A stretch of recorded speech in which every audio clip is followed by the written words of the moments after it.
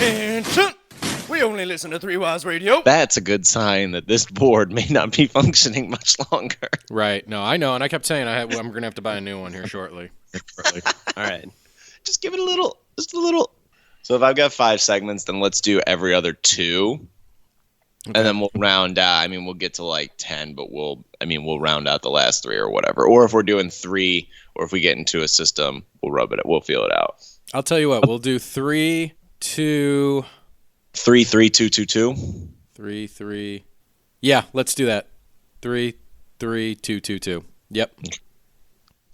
Because energy levels are going to be up for mine, Joe. Because that'll go 3, 3, 2, 2, 2, and then we're left with 1, which is last night. So, perfect. What happened last night? No, that's the last night. Look at this. Look at this cheeky bastard. Alrighty. I'm not amused. This guy there is. I'm glad I put this together. I got up at 6 to hammer this baby out. I'm so proud of you. As I was telling Garrett last night, I thought of what I wanted to do last night. And it's like, I have a bad track record of coming up with what I think is a good idea, but it's right at the last second. All right, ready? Ready for headlines? Oh, yeah, I forgot about that part. Woo!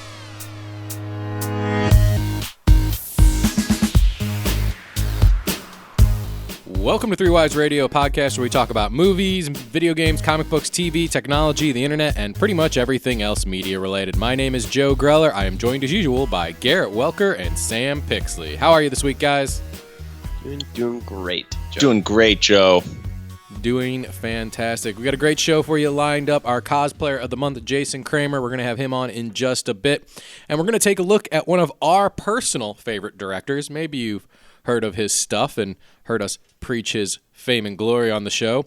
We're going to look at Micheal Bay's career a little bit later on in the road thus far. Some might say he's fantastic. But first and foremost, some headlines this week, starting with the biggest story of the week, which dropped the day our last episode dropped. So, guys, we have a lot to catch up on here. Yeah. The Star Wars movie Han Solo original film, which I don't know if they've even agreed on a title yet for this film. Everything I've looked just keeps saying Han Solo anthology movie. I would assume it's just going to be like Han Solo. I think it'll just call Solo. No, that might work. Solo numero uno. Solo Cups. Anyway, they have fired their... What? I think isn't that what its production title, like working title is? Solo Cups? Something like that. Possibly. Something dumb. I think I heard that at a party. Anyway, they've dropped Phil Lord and Chris Miller following creative differences with the project. Lord and Miller even took to Twitter saying, "We hate when other directors say it really was due to creative differences, but in this case, we have to say it because it's actually true." Now, they've scheduled 5 weeks of reshoots, hiring Ron Howard to come aboard to the helm.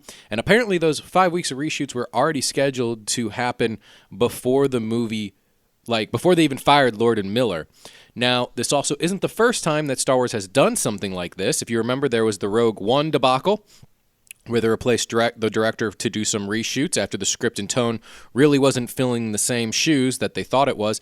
And then there was also the original trilogy has brought in sometimes directors to reshoot a scene or two. So it seems like this is kind of on par or steady for the course for Star Wars. If what is speculated right now is the reason that they got removed, I not only understand, but I totally agree. Really? And what's that? The idea was that they were having people do way too much improv. Okay. With lines and things like that. Because if you look at their track records, they're two fairly comedic directors. Mm-hmm. Yes. So if that's the idea, which is kind of what people are leaning towards, that they're letting people take a little, because Disney and Star Wars, they're not one to let people do whatever they want with the brand. Right. Having that said, I can totally see them giving Han Solo too much comedy and too much quick quippy one-liners. Like, you have to remember that Han Solo isn't a funny guy. Like, Han Solo, especially pre-Star Wars, is kind of just a bad guy. Yeah, he's got dry humor, but that's it. But he's a scoundrel. And there comes a point where, especially after he hasn't had his like renaissance of the mind to help fight with the rebels or whatever, he should be kind of depicted as not the best guy. And I think you might get too much into the area where he's just a really funny guy that's also steals stuff. Yeah. Do you know what I mean? Yeah, no, I understand what you mean. But hey, scoundrel was never actually used. That was Leia's word, and so was scruffy-looking nerf herder. Those were Leia's insults towards Han, never proof that he was either. He is well aware that he is a scoundrel. Okay. So, no, I completely understand. Ron Howard, this seems like a very straight studio move. Just bring on someone who's proven, who will get the job done.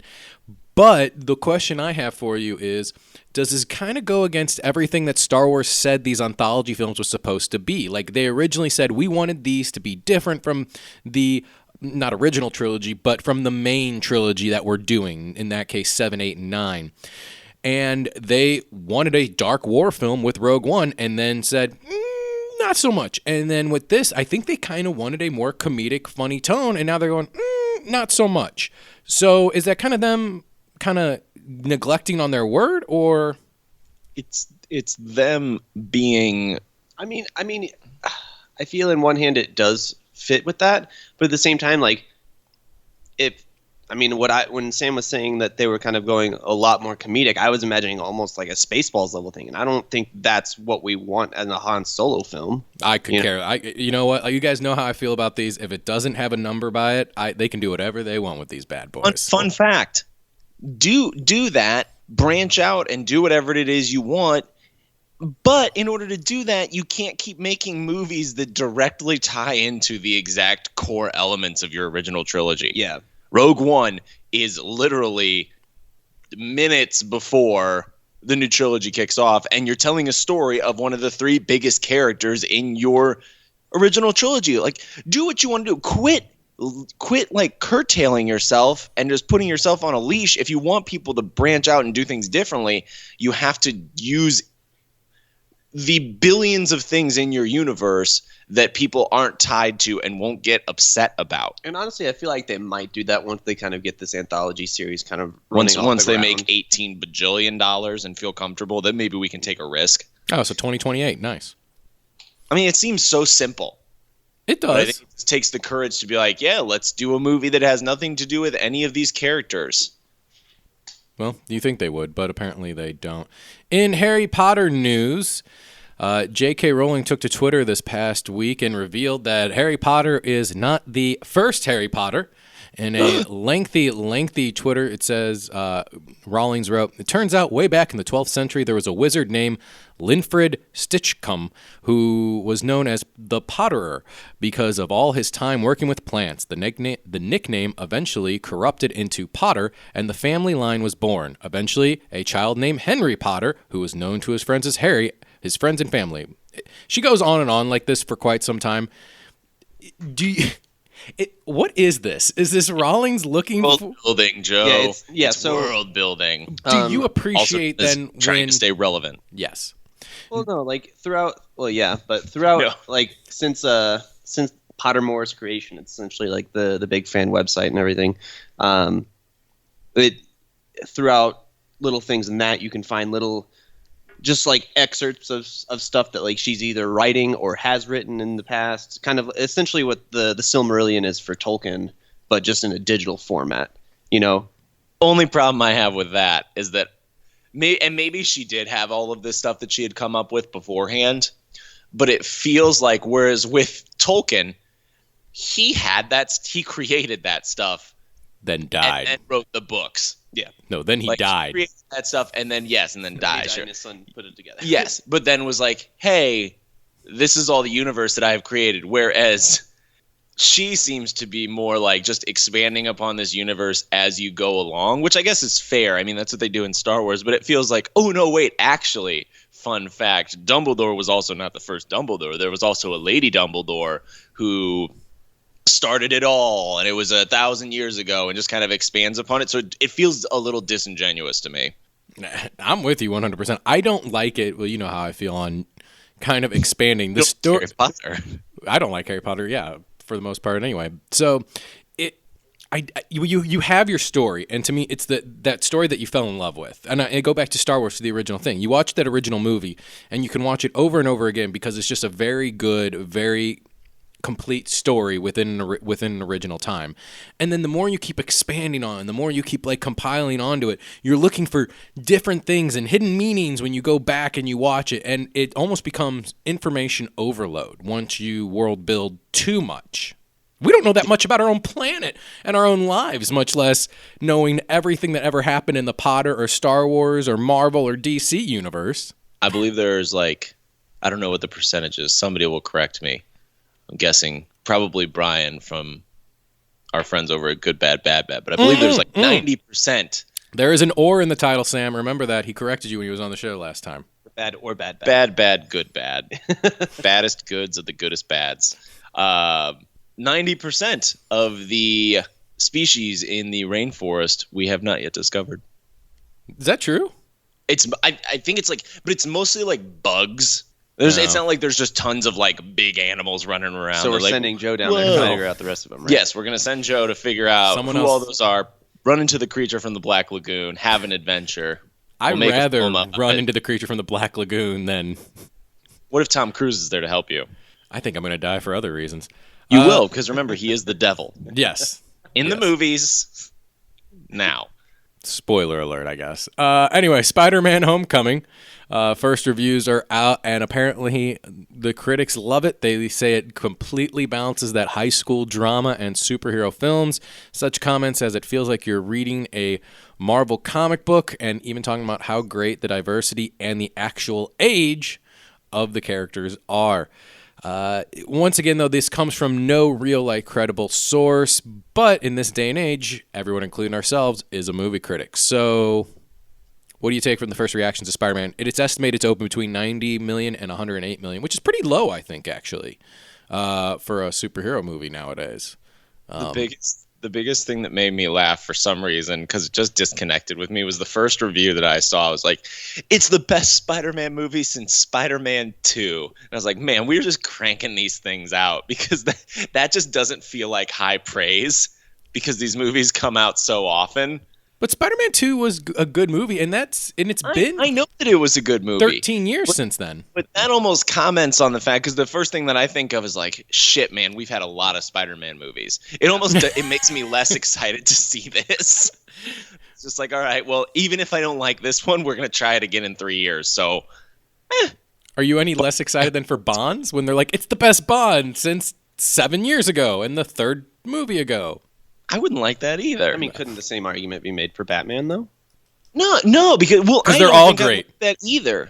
I don't think I'd like that either. Even if there's this is the best Batman movie since The Dark Knight. Yeah, I mean, they've all been pretty good. And that more just says how much you like that other movie rather than this one. You're right. I think it's more about that one than... In my personal opinion, it could be the best movie since Spider-Man 3, and that'd be okay with me. And other Spider-Man news, I just wanted to see Garrett's reaction to it, and he kept it stone cold, straight face. All right. In other news, Mahershala Ali from Luke Cage, Moonlight, and House of Cards fame has reportedly joined our other former directors that we talked about earlier on the show, Lord and Miller's upcoming animated Spider-Man movie as Miles Morales' uncle Aaron Davis, who you remember as the Prowler, and kind of his Norman Osborn and villain of the film.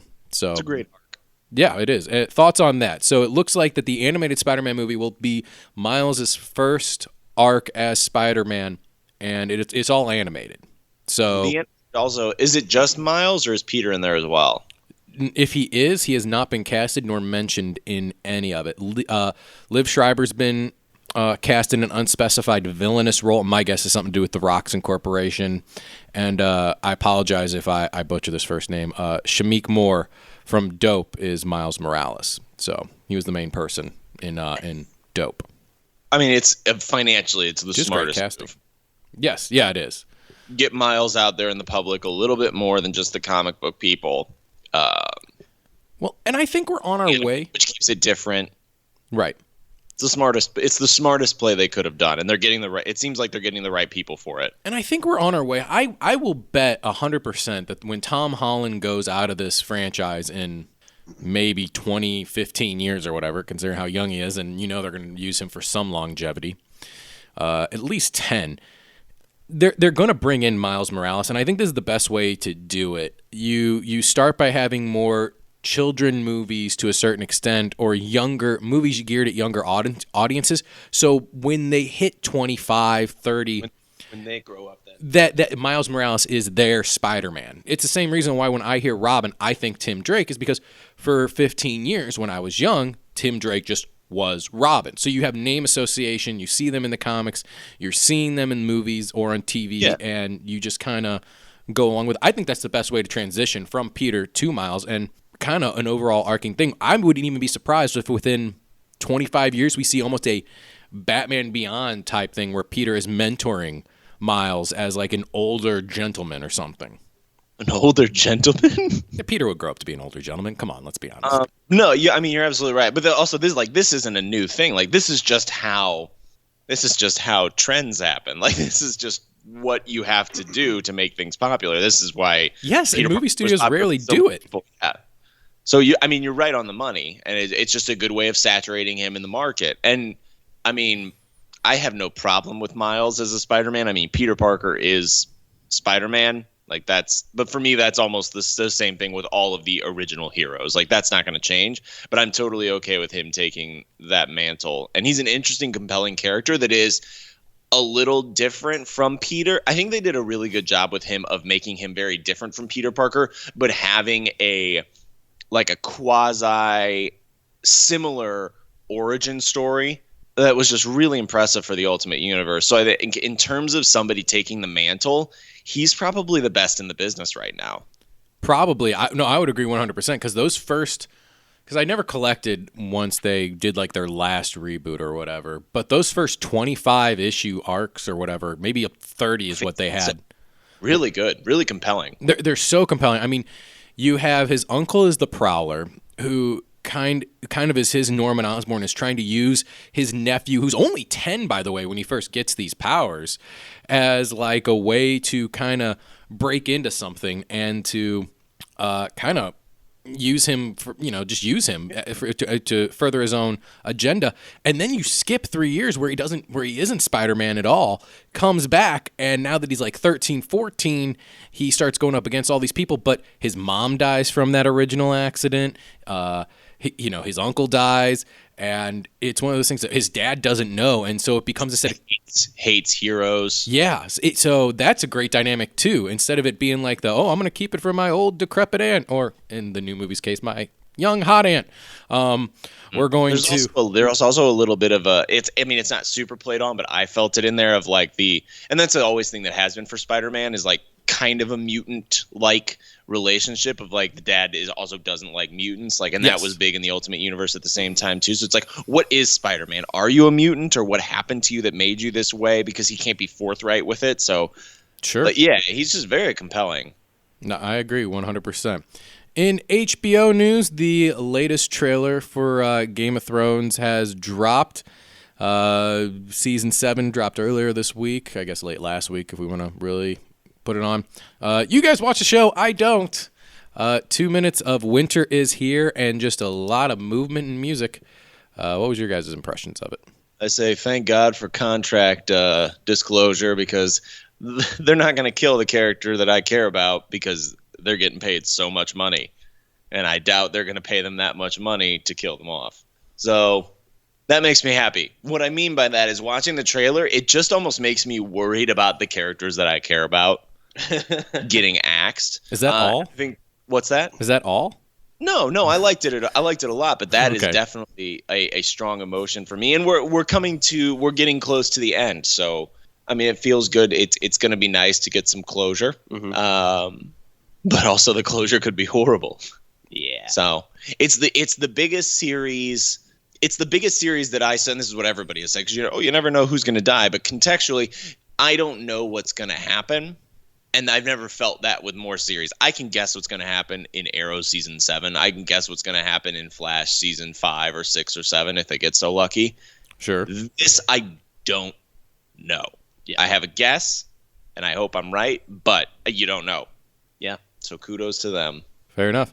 One thing we will know what happens in the story from start to finish. According to Variety, Damon Lindelof of the Leftovers fame, which just ended its last season on HBO this past year, is reportedly in talks to develop a TV series adaptation of Watchmen for HBO based on the, Watchmen comic book. It'll kind of cover exactly to what we saw in Zack Snyder's movie, only instead be a 10-episode series, or how many issues ever the comics were, kind of doing a issue per episode type deal. So maybe 8, I think, actually is what it was, or something along those lines. This could be incredible. Really? You think so? Yeah. If you don't do the Watchmen story. And I'm blanking, but my Watchmen, I haven't read it in a couple years probably, but my Watchmen key phrases are off. Do the original group and show the compelling part, which is the breakdown of the rise. It's almost the rise and fall of heroes.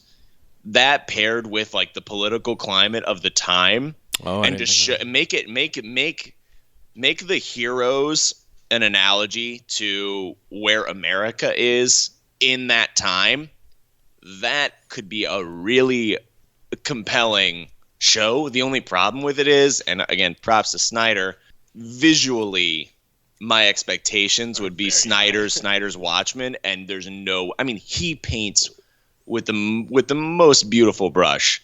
Oh, and Watchmen is serviced really well for that movie, the director's cut.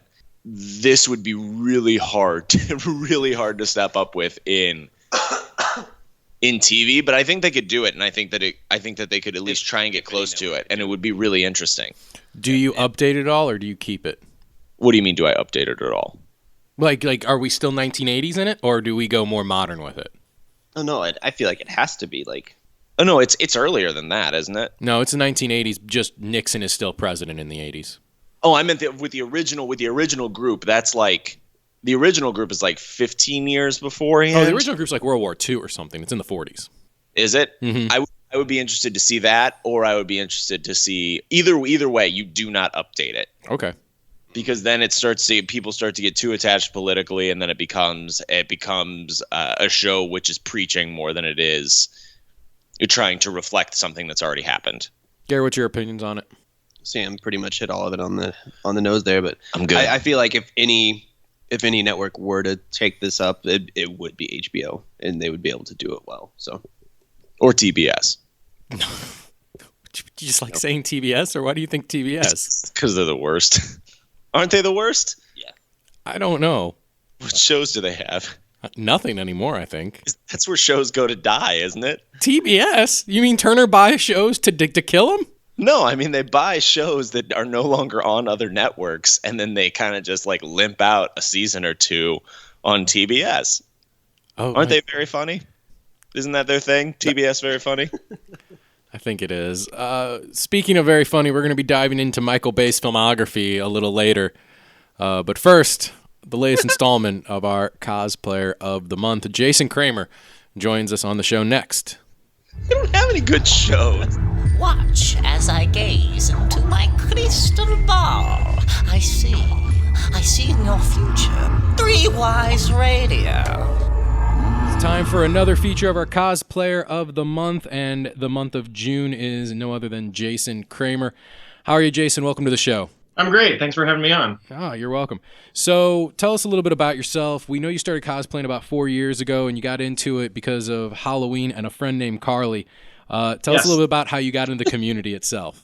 So as you mentioned, I fell into it by accident. I had no idea what cosplay even was. And it was right around when the first Amazing Spider-Man movie came out, with Andrew Garfield. And I loved the costume, was absolutely obsessed with it. And so her and I were trying to figure out how it was put together and all this other stuff, found a bunch of set images. And around that time is when I started planning kind of like my Halloween costume. We were going to try to do that for Halloween. And that's when just randomly she's like, well, you are obsessed with Halloween. Like, have you heard of cosplay? I was like, what is that word? I have no idea what you're saying to me right now. It's like costume play. Like people dress up and go to conventions And it was right when the first Wizard World convention was about to happen in St. Louis that following year, I think. And so she helped me out with my my Dante costume from the reboot of the Devil May Cry game. She made the jacket. I made a sword out of wood, which they surprisingly let me take into the convention. I actually think I was so nervous going to my first convention, I just bypassed weapons check. I don't even think I went. You just to brought it. the sword right in with I you. didn't know how things worked yet, so I was just like, I'm just gonna walk How through this good opening. weapons check is. And but it was I still, even to this day, like having cosplayed for a little bit, I very much consider myself like a noob cosplayer, because there are just aspects of cosplay that just don't register to me. Like at C2E2, people are like, "Oh, do you have business cards?" I'm like, "No." Like, "Oh, as a cosplayer, you need business cards." I'm like, "Okay, I didn't know that was a thing either." And so again, same thing. I've stumbled upon friends in the community just from meeting them at conventions and then finding them on Instagram. Made pretty good friends with some bigger cosplayers like Luke Luzo. On Instagram, he's B-Boy Spider-Man. Symbiotic Rose, her name is Aaliyah. And honestly, a lot of the friends that I've made now have all been because of my Deadpool suit. Okay. But yeah, it's so... Carly is kind of really what brought me, she at least introduced me to cosplay. And then from there, it's funny because now she will reach out to me when it comes to like costume making stuff and like, "Hey, have you heard of this costume maker? Or how do you think I should make this? Should I use Warbler or foam?" So I've become kind of the more tenured and informative one in that regard. So the learner has now become the master, is what you're saying. Yeah, absolutely, yeah. But the master has no business. Like stuff in water, just boop. Absolutely. So you said one of your favorite parts of going around is basically the kids getting to see their favorite characters and Yes. getting to interact with the crowd. The atmosphere when we've cosplayed is one of the most intoxicating things. You kind of become almost a mini celebrity to a certain extent. Yeah. Tell us a little bit about that. When you go to a con, do you even shop at all, or is it all just about the interaction and the cosplay for you? It depends. So that first con, we just went the one day, so I didn't have like a weekend pass or anything, and we just went on a Saturday, and so kind of walked around and shopped and then cosplayed at the same time. The second convention that I went to, I actually was I had a booth in Artist Alley. I was selling soap at the time. I had like replica Fight Club soap and all sorts of other nerdy soap that I had made. Nice. And so I would take turns with the people at the table. We would go and shop, and then I would sell. And so the first day I always, that's when I started just kind of browsing the first day. And then the second day would usually be a cosplay day. And then the third day would be my buy day, because I didn't want to have a bunch of stuff that I had to keep through that trip. And so that's kind of become my thing. So at C2E2, my girlfriend and I walked around on Friday, just kind of got the lay of the land, scoped everything out. Saturday was our cosplay day, and then Sunday was the day that we walked around and bought everything and had those giant mystery boxes and the big bags filled with stuff. So it's for me, it's a blend of all of it. But I definitely like to dedicate a day to cosplay, because if you've got impressive cosplay, which a lot of people have, you can't move very easily. Oh, sure. So you get stuck in one position for a good 30 to 45 minutes.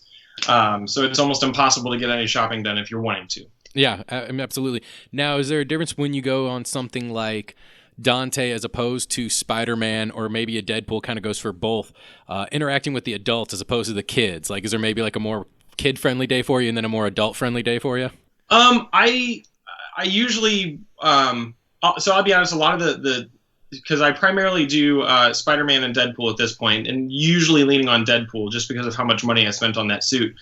But yeah, it's like I'm going to get my money's worth out of it. Yeah, absolutely. But I really tailor whatever it is to whomever I'm in front of. So Okay. I feel like a lot of people handle, especially a Deadpool cosplay, they just become kind of like obnoxious, brash, inappropriate, no matter what. And I tailor it to my audience. So if I've got adults that are wanting to take pictures with me and are near me, I'll act a little bit more inappropriate. And if I've got kids, I absolutely tone that down, because you don't want to be talking about dicks and things in front of children. Right. But Bye. I would say Spider-Man is always a lot easier. I try to always portray the personality of the character that I'm cosplaying, and Spider-Man's a lot easier because he's quick and funny, but not overly inappropriate, and it's just easy to stay in that character with kids. And again, Spider-Man more so than Deadpool, children's faces just light up. It doesn't matter if you're the 60th Spider-Man they've seen that day. Sure. You're still like Spider-Man to them. It doesn't matter. No, that's awesome. So when you go out, is it more, do you ever go in like a group, or is it just solo for you? Do you ever like meet up with people, do maybe like 1 or 2 times, or just you yourself? I would like to meet up with people, but I still don't know that many groups in the cosplay community. So usually it's me and a friend, or I'm solo. Mm-hmm. And I've met up with a couple people down there, but sometimes they're not even cosplaying.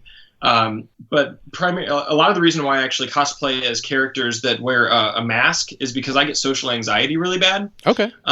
And so that helps me not worry about what's going on around me, because I'm like, oh, I've got a mask covering my face. You're These preaching to people the don't know choir. who I am. It doesn't matter. Yeah, you're preaching to the choir. That's why we do podcasts, so they can't see us talk when we're actually talking like this. Yeah, but so in a group though, I would feel much more comfortable. So it wouldn't, Sure. So if I had friends that were in big groups that were cosplaying, it would be easier for me to cosplay as almost anything. Makes sense to me. You mentioned your first one was Dante from Devil May Cry. Are you an avid gamer? Is that why you decided to go that route, or? I wouldn't say avid gamer in the sense that I'm a completionist and I play every video game that comes out, but it's Devil May Cry has actually been one of the franchises that I've enjoyed ever since the first game. So I played through all of those, and so I guess I have franchises that I really enjoy. Legend of Zelda, played through all of those. The Mega Man games, that was my jam.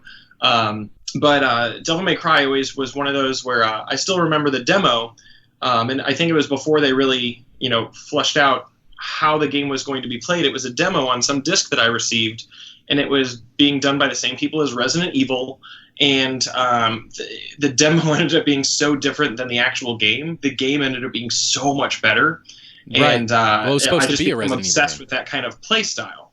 But in regards to gaming, it's my latest obsession was Destiny. Prior to that was Borderlands. So I'll sometimes go between the God of War, Devil May Cry style action games to like all of a sudden a shooter.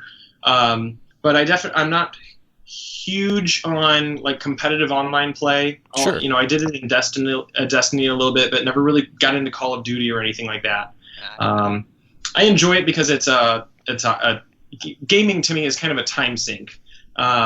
But at this point, I'm independently employed, so I have my own little fitness business, and so now buying video games, I have to like really look at my like income and expenses and decide, okay, is this actually something I can afford this month, or does this need to go to taxes? Adulting. Yeah, I know, it's terrible. That's the worst. Rent. So you mentioned you're self-employed and as a fitness instructor to a certain extent. Yeah. What do you ever like maybe change up your workout regimen to adapt to the cosplay that you're doing? So they're like, those are your real muscles under the Spidey costume?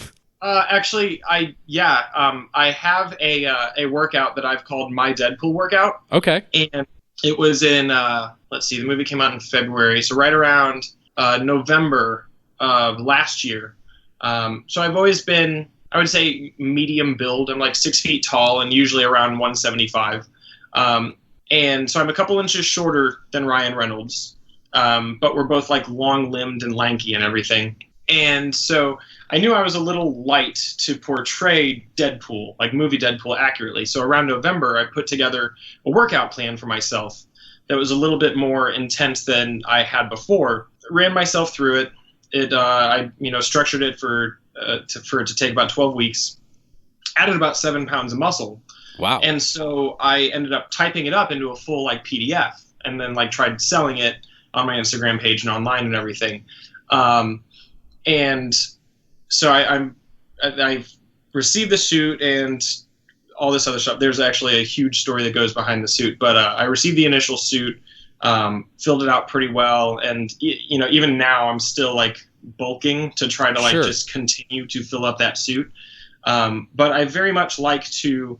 I always respect and appreciate when a cosplayer does take that part seriously as well to really become the character. I don't think it's necessary for someone, not saying that, well, somebody that cosplays as Deadpool needs to be buff and someone that cosplays as Spider-Man needs to be skinny, because that's not the case at all. Sure. I think if you love the character, you want to wear the costume, wear the damn costume. Like, don't let anybody make you think otherwise. Absolutely. But there's a, what is her name?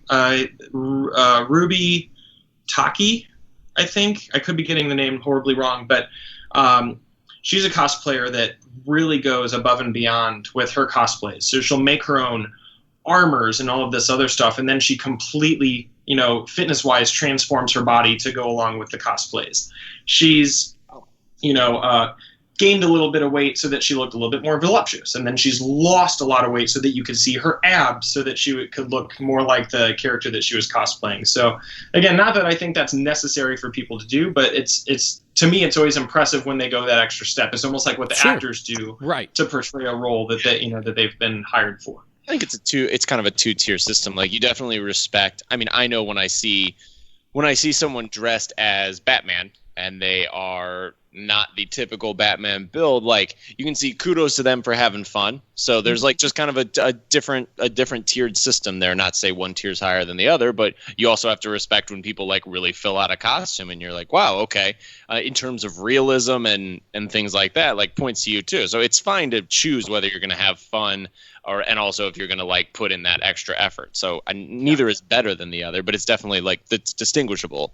Yeah, absolutely. So I noticed you have a lot of anti-hero to a certain extent in your cosplay. Deadpool, Dante. I heard you possibly working on a Rick from Rick and Morty. Yeah.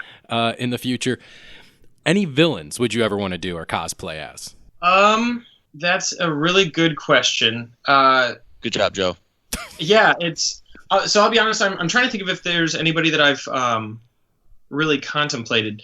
I tend to consider cosplays of characters that have some form of personality trait that is similar to mine. Mm-hmm.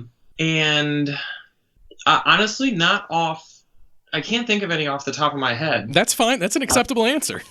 I know. It's, yeah, I really can't. No sinister qualities. I'm not saying that. I'll be honest, and there's just honestly a question that caught me off guard. I'm sure there is a villain that I wouldn't mind cosplaying as. I'm trying to think of anybody that's kind of just like a sarcastic ass that's a villain, because that would be my go-to. Sure. Whomever that was. And, I mean, Joker's kind of maniacal in that way, but Maybe you can do a Captain Boomerang. Drawn to that character. It's a fantastic character, and especially depending on who's portraying him or writing him. But it's just one of those things that I typically align more with like the Marvel characters than the DC characters. Okay. And my girlfriend and sister are like the complete opposite. They're on the opposite end of the spectrum, so they're all DC. So it's kind of funny. I'm like the outlier there. Keeps things fresh. Yeah, but I can't think of any villains. Now that's going to be a goal of mine, is to at least think of one villain that I would be willing to cosplay. Well, you have to let us know. We mentioned you're going to be possibly doing from Rick and Morty coming up. Any other characters that we need to be on the lookout for from you? I definitely wanted, after watching One Punch Man and then going through the manga, I really want to do Saitama. Okay. Just because he's, again, it's one of those things where aspects of my personality. Sometimes I'm just really dry and just stoic, depending on the situation. And I love how Saitama's character just is not really quick. Is this podcast cursing safe? Is that? Yes, it is. Okay. So yeah, Saitama just doesn't give a fuck. Right. Like he knows he's badass, and then that's it. So like anything else is just like, okay, whatever. And I just got such a kick out of that while watching it and reading it, that I really want to do that. And I have a friend on Instagram. He is Adonis Cosplay, I think it is. But he has a Genos, I think it is. I'm drawing a blank on the character's name now. I'm usually not interviewed. but he has one of the characters cosplays, and so I would like to cosplay along with him. Sure. But also another person that I've always wanted to cosplay, and I put together a really crappy Halloween costume for it years ago, was Ash from Evil Dead. Oh, that'd be awesome. Yeah, Army of Darkness was the very first rated R movie that I ever was allowed to watch. And so that franchise has always had a special place in my heart. And I just absolutely loved what they did with the Ash vs. Evil Dead series on Starz. And it's kind of like reinvigorated my love for that character because I feel like he's even like bigger of an asshole now. So that's one that I even had. I was starting to collect. Like I had a little chainsaw arm that I bought from somebody on a used prop forum, but that ended up being too broken to use, and had like some pages from the Necronomicon. I just never ended up actually throwing that costume together. No, that's really cool. So we always like to ask this when we interview cosplayers because we throw your photos up once a week in lieu to this interview. Who's your photographer? We love you to give some love to your photographer and some shout outs to them as well because they're all part of the community too. Yeah, so I've actually had a couple different ones. So some of the photos that you shared were from Aaliyah Waldman, so Symbiotic Rose. And then the other ones were from a good friend and actually a client of mine. Her name is Shannon Doherty. She's not on Instagram, but she actually primarily does boudoir. Mm-hmm. So ever since I got my Deadpool suit, I wanted to do a series of photos mocking your typical like sexy girl photos and like sexy calendar girl photos. And I was actually going to do like a sexy Deadpool calendar. And so I have I have a whole series of like Deadpool boudoir photos. And then even more that we're planning on doing, some including sex toys and blow up dolls. So that'll be fun. So look out for that. Wow. But yeah, so Aaliyah and Shannon are the two photographers that have taken pictures of me so far. In St. Louis, there's, at least that I've discovered, there just aren't that many cosplay photographers. There's a lot of amazing photographers, but I know a lot of my friends that live out in LA, it's like you have several different photographers that you go to for cosplay stuff. And so, again, I'm still kind of figuring that out in St. Louis because the cosplay community doesn't seem big here, or maybe I just haven't been exposed to the right people yet.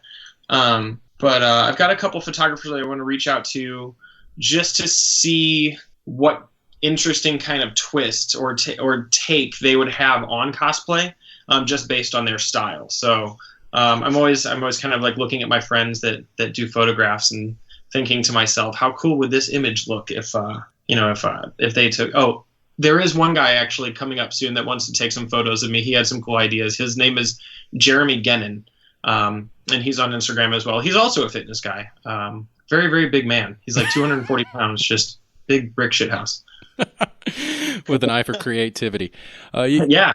You can find Jason Kramer on Instagram at Jason Kramer. You can see a lot of his cosplay up there. Jason, before we let you go real quick, where can we find you next out and about cosplaying? Honestly, this year I probably don't have any conventions that I'm going to. Again, being independently employed, I have to very strategically pick and choose when I take time off because I don't get vacation time. So, right. If I'm not working, I'm not making money. The next thing that I am doing, though, is on July 15th here in St. Louis, a buddy of mine in a band named Tear Out the Heart is putting on a local band festival, and he's having me host and announce bands on one of the stages. So that's on July 15th. Other than that, I'm not sure if I'll be doing anything major at conventions. I think I'm getting hired for a couple events in St. Louis, one of which being an ugly sweater party that they do in St. Louis at Ballpark Village. And then possibly even getting hired by one of the radio stations here to dress up as Spider-Man for like a nice. kind of a trunk or treat type situation. Absolutely. Yeah, so that should be fun though. It'll get my fix, and then I'll throw the costume on and get some fun photos taken. So the attention from that'll suffice for the rest of the year at least. No, it sounds great. So if you're going to be out and about in the St. Louis area over the next year or so, make sure you write down those dates and go check out Jason. Jason, thanks for joining us, man. It was great fun. Hey, thank you again for having me. See ya. Like Scoob! It's Three Wise Radio! Thanks again to Jason Kramer for joining the show this week as our June cosplayer of the month. Very insightful stuff, and I love this segment. So hopefully we can keep doing more of these and we get more people involved with this. This is a really fun thing. I'm glad this is working. Garrett, take pride in your baby. I do. In some other unrelated news, Micheal Bay's latest film, Transformers: The Last Knight, is out in theaters now, and, well, it's a Transformers Micheal Bay film, but you probably don't dislike as many Micheal Bay films as you think, and instead, you like probably more than you hate. So we thought we'd take a look at Micheal Bay's filmography in The Road Thus Far. Starting with, you guys all know Micheal Bay's first film, right? Do I even have to say it? Transformers 1. No. What was that, Garrett? What? Armageddon? No. It No. is Bad No. Boys from 1995, starring Will Smith and Martin Lawrence, produced by Jerry Bruckheimer and Don Simpson. Great movie. Only a $19 million budget, made $141 million worldwide at the box office. That's a pretty good turn on a profit right there. Remember when movies used to not cost that much? They still don't have to, Sam. But I feel like they think that they do. That is true. And also actors, well, I guess, no, because that was the Will Smith turning point from TV to film, right? Yes, that he did this and a couple other ones around that time that kind of solidified him as the movie star. Because 95 would have been right when Bel Air was ending.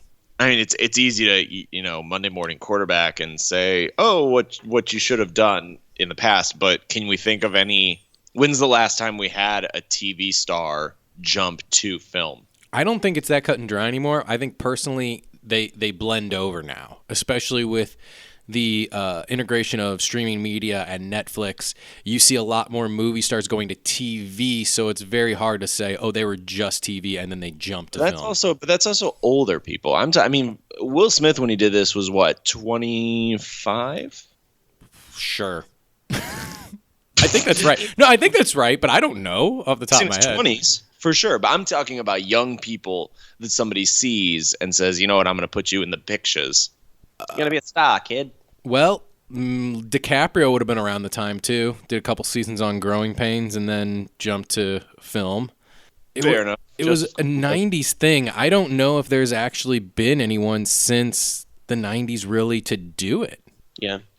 When did Bad Boys come out? 95. He would have been 27, now that I look it up. So, and let's not forget, he had a rap career before that. So, he... a rap career. Yes, very much so. Him and Jazzy Jeff. Anywho, going back to Micheal Bay, which is what this is actually about.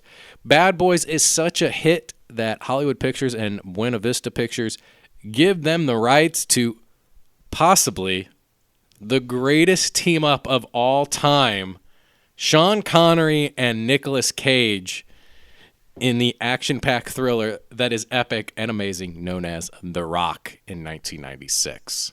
It's his best film, if you ask me. I would agree with that. 100%. Some would argue the peak of filmmaking itself. I mean, quintessential 90s action movie. But it holds up. I think this one holds up. It absolutely holds up. And that's why it works so well. I mean, there's something about it, though. I guess that's the element, and something that Bay has really tapped into and kind of even converted almost. I would still argue that his Transformers movies have some elements of those 90s action movies. I mean, definitely not all the way, but I'm trying to, what is it about those movies? We've done a whole episode on it before, but what is it that he was able to tap into? Because he certainly did it, I think 4 or 5 times in the 90s where he made fantastic 90s action movies. What is it about these movies? I don't know. It's pacing, and so when you hear like a studio kind of give the shitty note of, no, there needs to be an action beat here. Something needs to happen here. They're usually wrong because they get scared reading the script. Somehow, Bay knows where those are and just hits them. He knows when you need to speed up a scene or when you need to slow it down. And actually, I think that's what it is. Micheal Bay may just be really good. Last Transformers movie excluded. May be really good at pacing a film. And because a lot of these films are like almost 2.5 hours long. Like, other than Bad Boys, going down his list here, almost all of his films are 2.5 hours long or longer, but they don't seem like that when you sit down because he's so good at pacing the film itself. And I think there's also something to be said that what is Michael Bay best known for? Transformers. Well, yes, but explosions. Yeah. Explosions.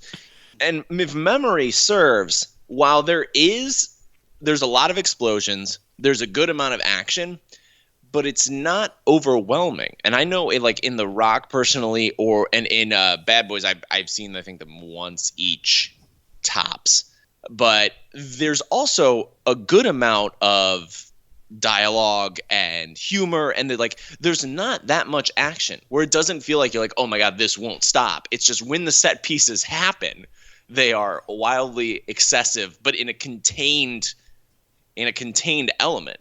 And I think that that's something that he does really well. Is like, these movies are really long, but it's not in your face the entire time. Like, he lets things play out and simmer. Yeah. It's almost like the good pacing of a horror movie. Like, if you're just doing scares all the time, it doesn't work. You let the action just like explode.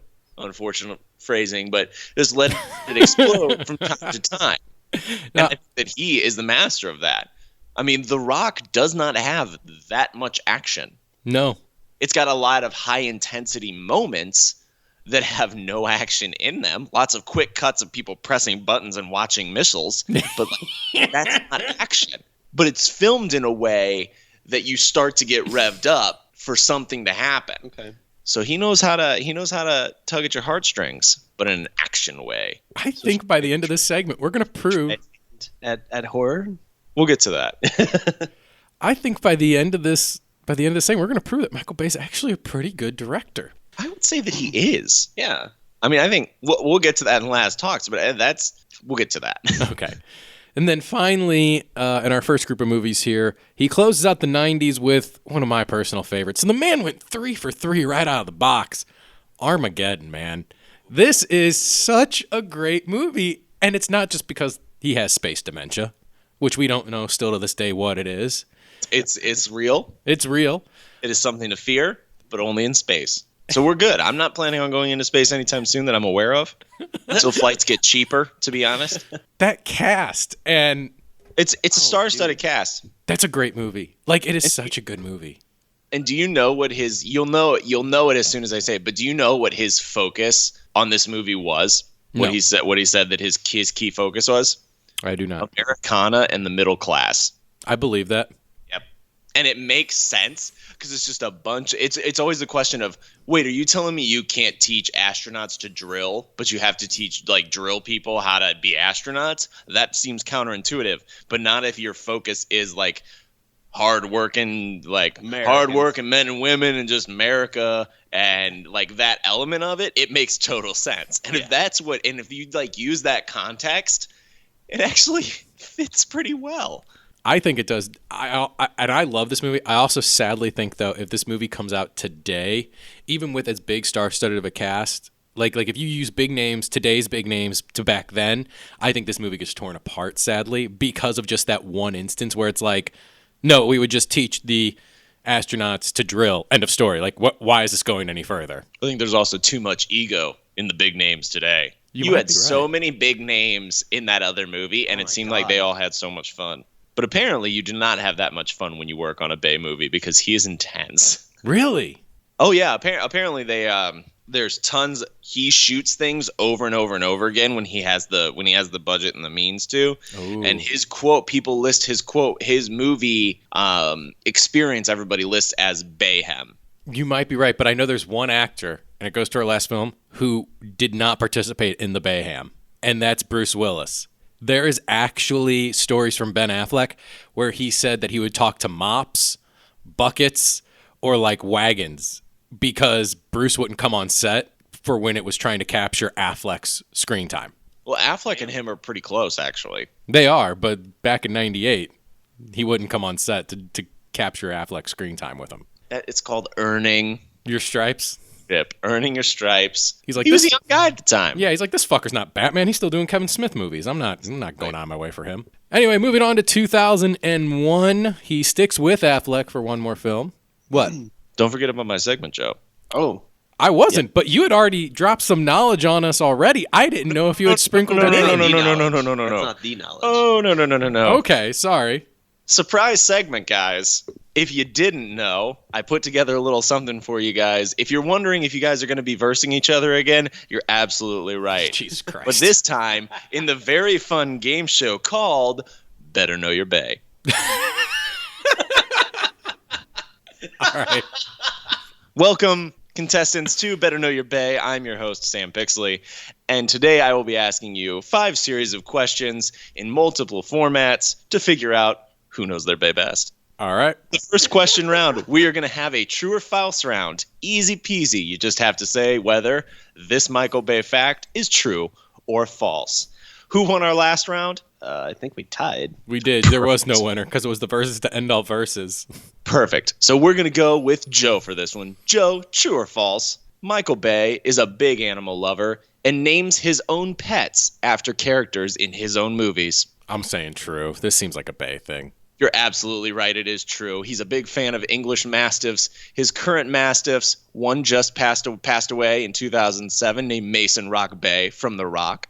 We also have another English Mastiff named Grace, after Liv Tyler's character in Armageddon. And my personal favorite from the movie Transformer, his other Mastiff, Bone Crusher. Point to you, Joe. Congratulations. Garrett, Micheal Bay is an avid lover of all types of movies except the horror genre, which he says he just can't get behind. I want to say that's also true. Also true? It is, in fact, false. Damn. Micheal Bay is actually the co-owner of Platinum Dunes, a production company that has essentially only focused on horror and made just about every remake of the major horror genres. Friday the 13th, Nightmare on Elm Street, not the Halloweens. They branched out of the horror genre to work on Teenage Mutant Ninja Turtles.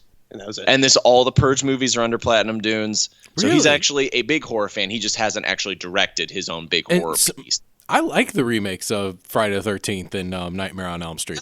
Yes, they're good. They're not the most amazing thing in the world, but They're I entertaining. enjoyed them. Yeah, wow. So Joe's up 1 on the first round of Better Know Your Bay. We'll get to the next round in just a second. But going back to Micheal Bay's filmology here, he sticks with Ben Affleck in 2001 for Pearl Harbor. I have actually never seen this movie. I've supposed to have seen this movie multiple times, but I hear it's not great because it becomes more of a love story and less about the actual attack. Yes. Because, back when I first watched it, it was still in the time of VHSs, and it was on 2 VHSs. Yeah, baby. One of those. Yeah. It's a thick box and so, set. a lot of the... Giggity. A lot of the first VHS was building up the love story, and then the last third of it was the actual attack on Pearl Harbor. Mm-hmm. The second VHS was more building up the story, and then them going to attack. They were going to go attack Japan, and that failed, and they ended up landing in China or something. They crash landed in China. We overshot it. I don't really remember it. It's been a while. I mean, Sorry, that's overshooting by a lot. That's like assuming the world is on just a ball and you are slingshotting. And shit, we missed the target. Yeah. Garrett, continue. I would say I actually really enjoyed the movie. Yeah, it was kind of more of the love story with action elements sprinkled in, but the action stuff was great. I felt like the love story element of it was really great as well. I don't know, it worked. I liked it. It made a good amount of money in the box office. Yeah. It did. It made $553 million worldwide on only a $140 million budget. So 3 times its actual worth.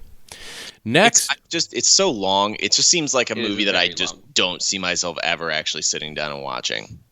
never say never, Sam, but I could possibly see myself doing it. But it'd have to be the opportune moment. 2003, Micheal Bay does his last film with Jerry Bruckheimer, who had produced all his films up to this point, but also does his first sequel, Bad Boys 2, which is a fantastic movie. I would even say better than the first. This one actually is 2.5 hours long. Once again, doesn't feel like it because the pacing on it is so great. When you get into the shootouts, like in the crack house, and they're just blowing stuff off the wall, and Lawrence and Smith are talking to each other.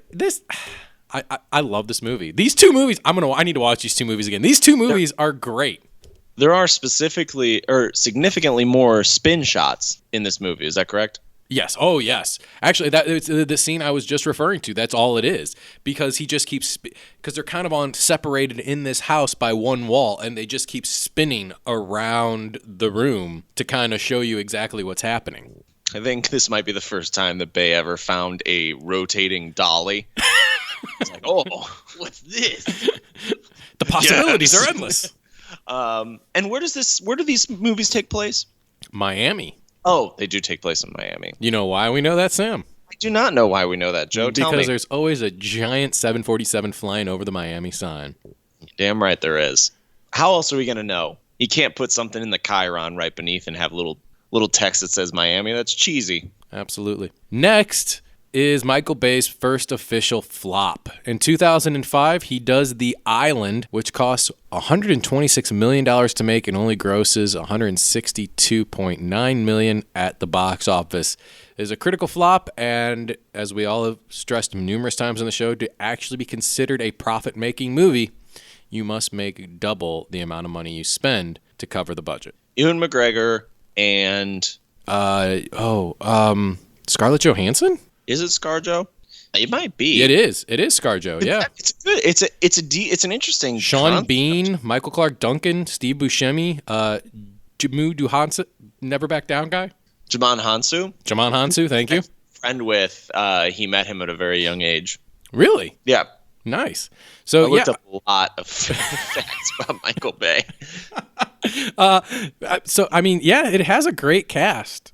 But I remember when this came out, people being disappointed with this movie. Now, I never saw it either, and it kind of takes like a Fahrenheit 451 scenario. It also has parts of Logan's Run in it, so it's very like dystopia. Two clones figure out that they're clones specifically for the reason of providing organs or whatever they need for their real-life counterparts, I believe. Yeah. Yes. And then they decide to escape. Yes, correct. And there are flying cars. Yes, there are flying cars. That's as much of the movie as I know. This is one of those movies I saw it like really young. I remember liking this one too. So you were a fool, young and a fool. I was easily deceived By Ewan McGregor. Yeah. Who isn't probably easily not deceived the by only Ewan person McGregor? to have been deceived by the handsome Ewan McGregor. Ewan McGregor and ScarJo, like, yeah. Sure. All right, Sam. I guess it's time for round 2. We're back. Thanks for joining us back with Better Know Your Bay. Coming up now, we're getting into the round He Said What? Where I will be giving you a quote, and you will let me know if this quote was from Michael Bay. We're going to get started with... Who went the first the last time? I did.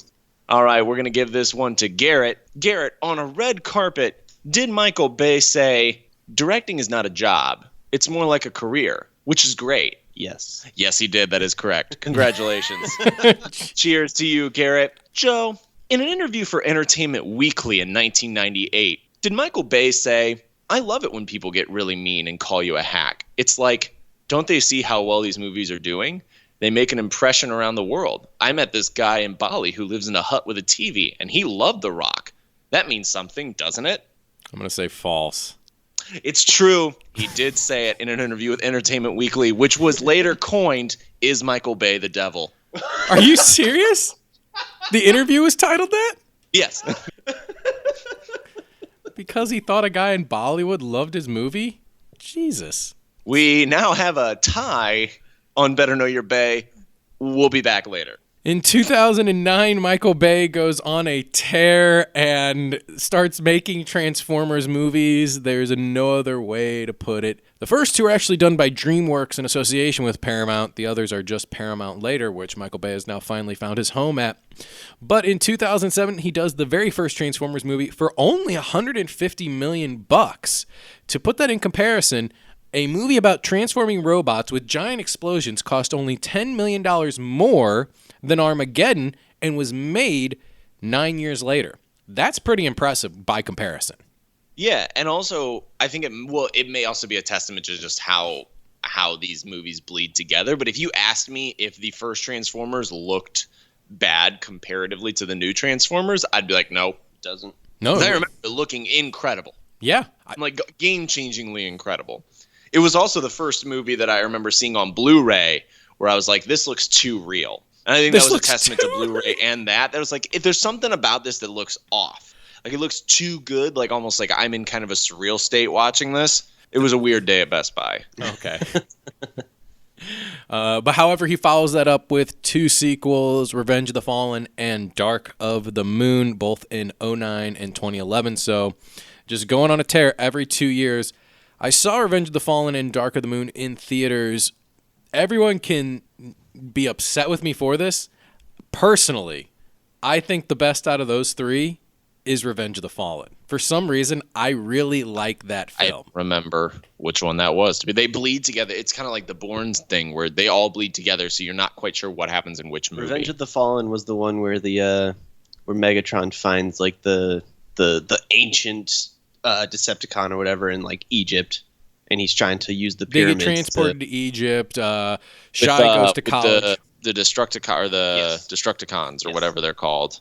Okay, and he's got there's that classic scene with what's his name where the Destructicon, I'm probably saying that wrong and I apologize, No, I think that's has big brass balls. Yes. Like I'm underneath the scrotum. I'm underneath the scrotum. John Turturro, I think, is the actor. Turturro, yeah, is the actor's those name. classic lines. Yes. It's kind of sad that is all I remember from that movie. And I stick by my statement and say that Megan Fox, not that bad of an actress in these films. She serves the role of what she her has job. to do. What else is she supposed to do? No, I agree. That's what I'm saying. The robots are the compelling part of this movie, all right? Yeah. I mean, that's you don't watch Transformers for the humans. Yeah, You're you're absolutely right. You watch Transformers because you want to see it progressively go from gunfire to sword fights, because gunfire isn't as compelling once these things start fighting each other with swords. Now, that being said, and I know we're spending a lot of time on these, but that's because it was the only 3 movies he has in this stretch. That being said, I want to see a spin-off, especially if they're back in this one and doing well, that is just based around Tyrese and Josh Duhamel's character. Absolutely. I would watch a spin-off completely about those 2 guys. That has nothing to do with Transformers. Yeah. It's just week of leave. Week of leave? Yeah. I mean, maybe there has to be some sort of Transformers, but those 2 could be the main characters in the next Transformer movie, in my opinion. I'm on board 100%. All right, we're back with Better Know Your Bay. I'm your host, Sam Pixley, getting you back in the game. We're now in the multiple choice round. And this time we're going to start with Garrett? This time we're going to start with Joe. Joe, Micheal Bay's average on Rotten Tomatoes from all major releases, including the current score from the last night, is it A, 60%, B, 47%, C, 42%, or D, 36%? C, 42. I'm so sorry. It's actually D, 36% on Rotten Tomatoes. Wow. I thought when in doubt, don't take the lowest one. That is such a score. That is so low of a score that our cousin podcast Movie Versus could almost double that score and still review the movie. Yeah. Yeah. So sorry, Joe. Yeah. Better luck next time.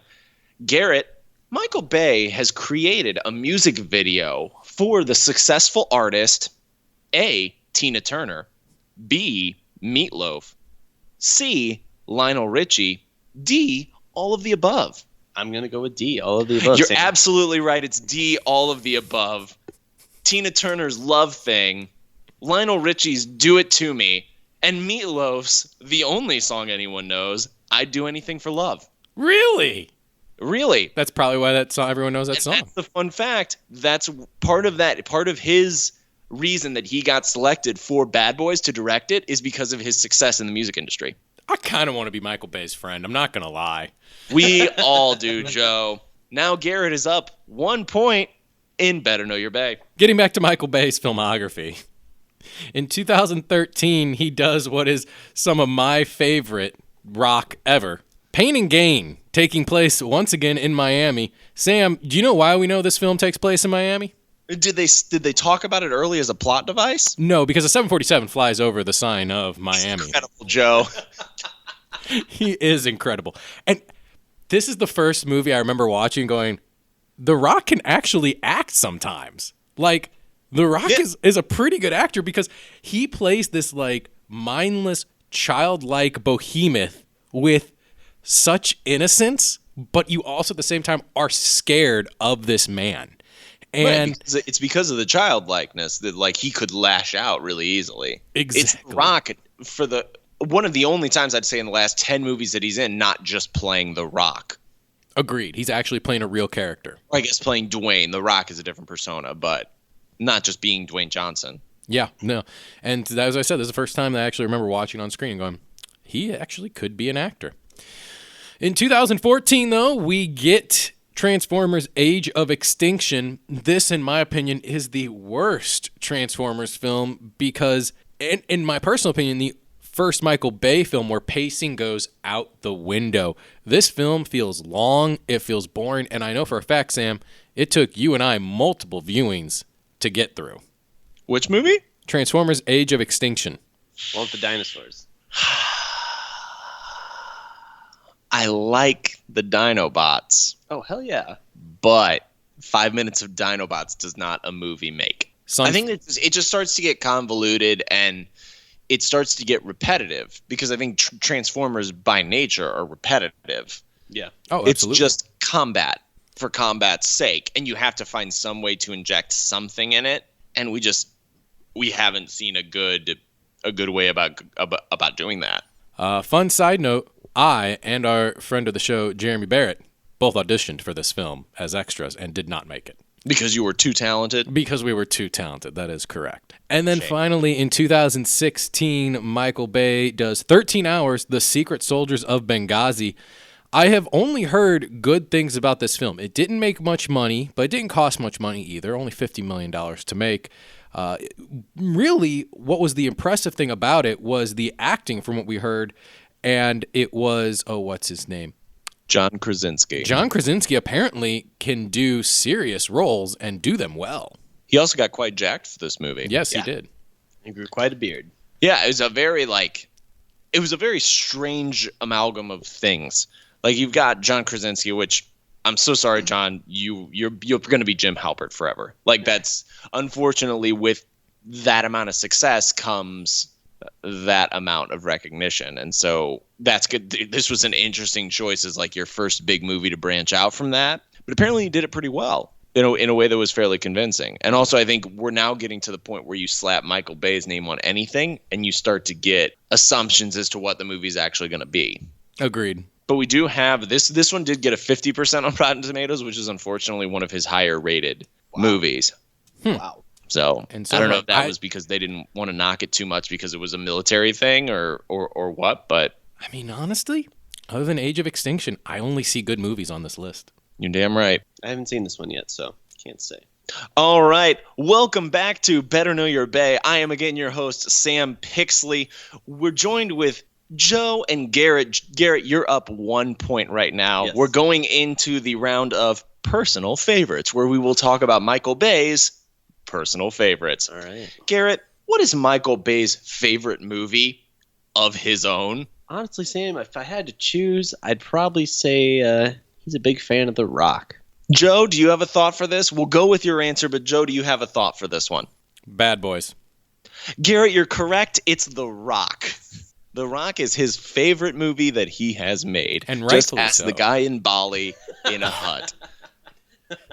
Joe, Twist, it was Micheal Bay. he bought a hut and a TV. Joe, who was Micheal Bay's favorite actor he's ever worked with? Let me pull this up. All right, let's see here. Don't cheat. I'm not pulling up. I have a pulling list of up all the this. actors. There's so many actors in these films. You can't, that's finding a needle in a haystack, not knowing names. I'm going to call it right now Steve Buscemi.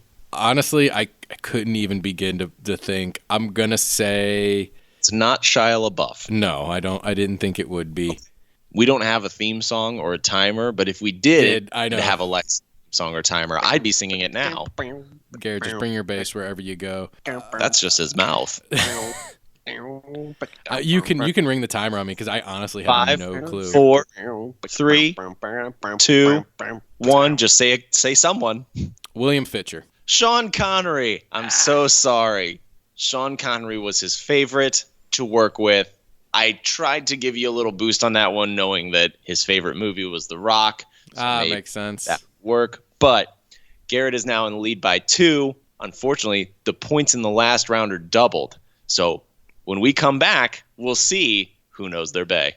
Micheal Bay's final film, which is out right now, Transformers: The Last Knight, is actually Micheal Bay's most expensive film to date, costing $260 million to make and $50 million more than the last Transformers film. That's so much money. First off, that is a lot of money. But every Transformers has made money. Second off, are we just going to completely gloss over Battleship? Not his movie. Oh, it wasn't? He's a producer. He's a producer on a lot of films, but he has only directed about 13 films. However, yeah, if you want to make in movies that he is producer only, he is producer on the Texas Chainsaw Massacre, the Amityville Horror. These are the remakes, of course. The Texas Chainsaw Massacre, The Beginning, The Hitcher, The Unborn, Friday the 13th, Horseman, Nightmare on Elm Street, I Am Number 4, The Purge Anarchy, Teenage Mutant Ninja Turtles, Ouija, Project Almanac, Out of the Shadows, and then, you know what? Battleship isn't even on here. Fun fact, he loves horror movies. Yeah, Battleship is even on here. Battleship is directed by, because now I want to know who made Rihanna say, Sam? Chris Nolan, right? No, it's not Chris Nolan. Peter Berg. Peter Berg did Battleship. I stand corrected. I apologize for interrupting you. I'm trying to remember the Rihanna quote, but it's something along the lines of... Her daddy told them they'd come. My daddy told me they'd come back. That is it's a true. Good line. Them being the aliens.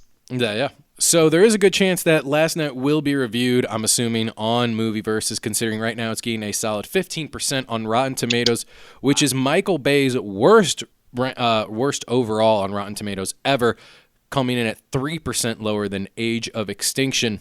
For a fun fact, his favorite movie, as we have covered now, The Rock, is actually his highest on Rotten Tomatoes at 66%. And that is wildly too low. Agreed 100%. So, like we were saying, $260 million, $50 million more than any previous Transformers movies.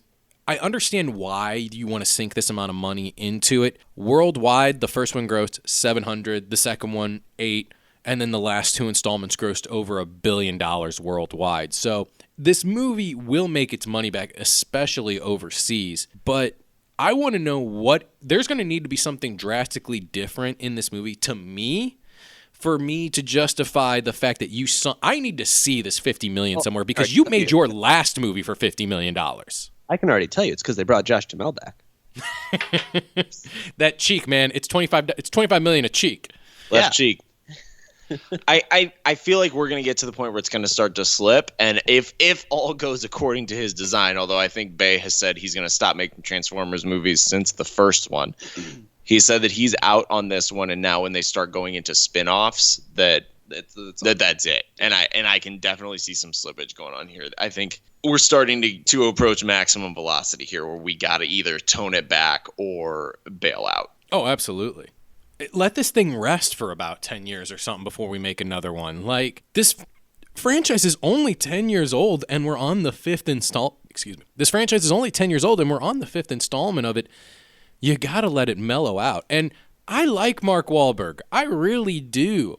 I like the cast of the last one, but his pacing's finally up. It looks like, I don't know if Micheal Bay is drained by it, but it looks like he personally needs something fresh creatively. So maybe he doesn't fall into the trap of same thing here. Now, I don't think he thinks that, and I still think like he gets jazzed up for every shooting movie he does.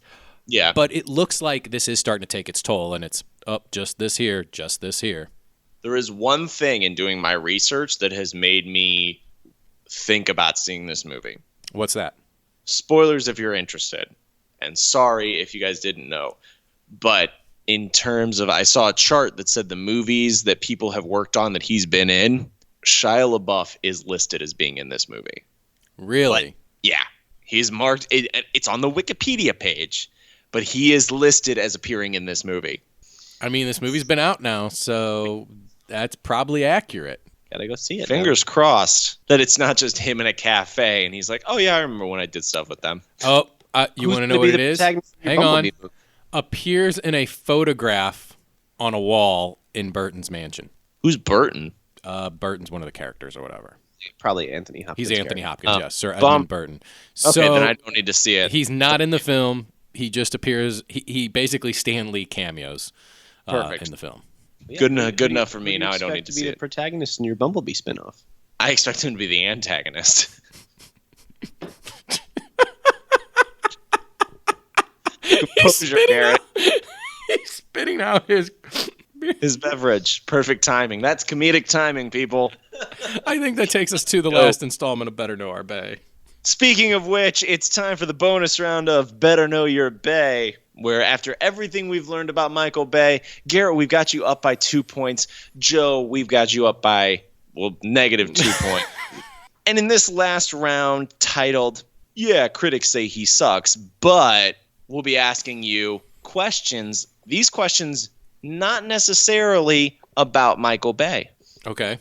Joe, who's the youngest director to reach the $1 billion mark financially? The smirk on your face tells me I should answer Micheal Bay. Joe, you're right. It's Micheal Bay after Armageddon in 1998. Wow. The youngest director to reach the $1 billion mark. How old was he at that point? I don't know, like 12.